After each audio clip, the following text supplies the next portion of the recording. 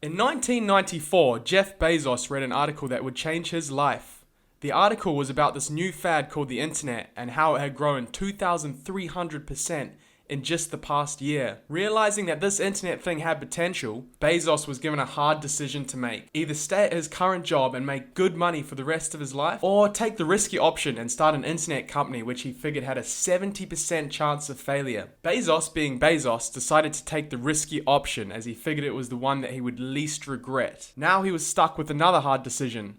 What sort of products could he sell on the internet that people would actually buy? I thought it'd be interesting now to show you guys a clip where Bezos talks about why he chose to sell books instead of selling a different product. And I picked books as the first best product to sell online, which are making a list of like 20 different products that you might be able to sell. And books were great as the first best because books are incredibly unusual in one respect, and that is that there are more items in the book category than there are items in any other category by far. Music is number 2. There are about 200,000 active music CDs at any given time. But in the book space, there are more than 3 million different books worldwide active and in print at any given time across all languages. More than 1.5 million in English alone.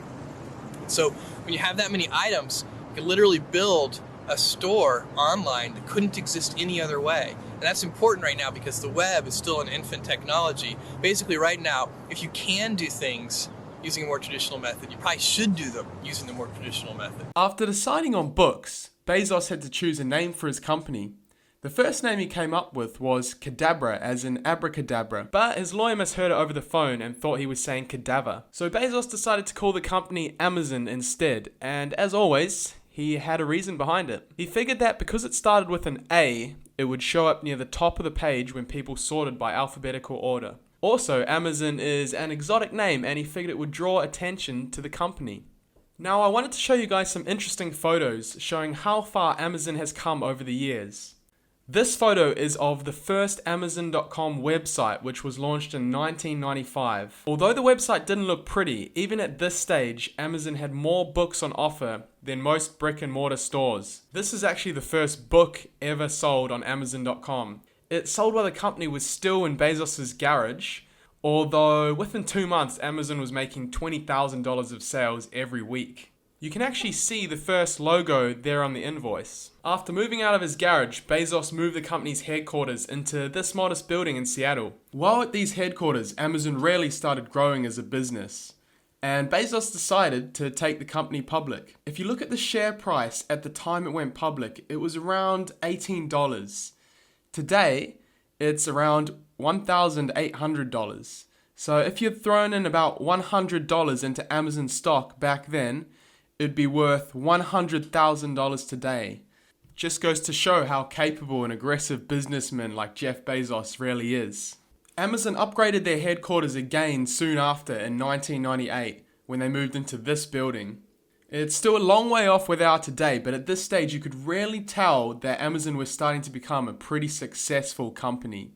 This is the building where Amazon started transforming from a bookstore into a pretty much everything store. They started selling music, movies, video games, home improvement supplies, and pretty much anything else that they could get a supplier for. Now, a lot of you won't actually know this, but this is when Amazon switched to that smile logo that we all recognize. I never noticed this before, but that smile goes from A to Z to show that Amazon sells everything from A to Z. Amazon's growth was helped by some seriously savvy moves from Bezos and company. Bezos struck a deal with Target where Target gave control of its website to Amazon, essentially giving control of its online presence to its rival for 10 years.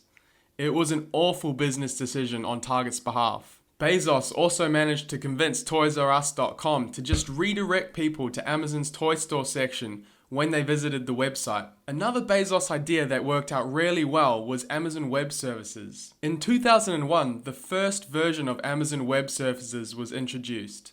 It was essentially letting people use Amazon's massive servers for a pretty reasonable fee. I can't help but notice there seems to be a bit of a theme in Bezos' success. He finds parts of his company that have extra resources which aren't being used, and then lets anyone use them as long as they pay a fee for it. It's basically optimizing the efficiency of his company. In 2005, Amazon introduced the famous Amazon Prime. They had no idea if it would work or not, but essentially decided to try it out as an experiment. The experiment was a huge success, with millions of people signing up to pay the yearly subscription fee to get as much shipping as they wanted. Bezos is very clever with how he uses the Prime membership these days. He adds things like free movies and music into the Prime membership to help them gain a bit of market traction. As soon as people start to become dependent on these things, he can justify a further increase in price. And let's be honest, most people are just going to go along with it. Alright, so now we're getting to the Amazon that we know today. Have a look at Amazon's latest campus, which they built in 2010. This place is massive and employs 40,000 people. That's about twice the size of Harvard University. It basically takes over the whole neighborhood in Seattle. To help manage their huge demand from customers, Amazon also recently bought a startup called Kiva Systems, which makes these little robots. They automatically collect items from around the Amazon warehouse as soon as a purchase is made and deliver it to a packing station. This super efficient supply chain has helped Amazon grow to become the second ever $1 trillion company, just behind Apple. And Bezos, as a result, has become the richest human ever to have lived, with a net worth of over $100 billion.